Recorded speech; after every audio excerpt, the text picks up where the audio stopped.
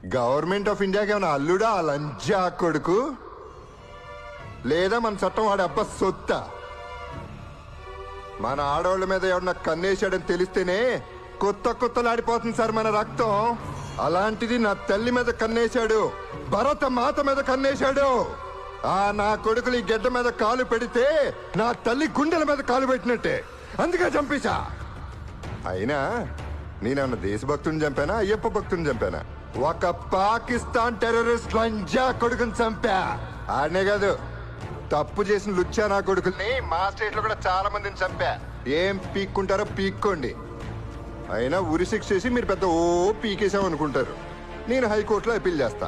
అక్కడ అదే శిక్ష పడింది అనుకోండి, నేను సుప్రీం కోర్టుకి వెళ్తా. అక్కడ కూడా ఉరి శిక్ష కన్ఫర్మ్ చేశారు అనుకోండి, రాష్ట్రపతిని క్షమాభిక్ష అడుగుతా. సదరు రాష్ట్రపతి గారు అవునా కాదా అని ఆలోచించి చెప్పే లోపల నా తొట్టికి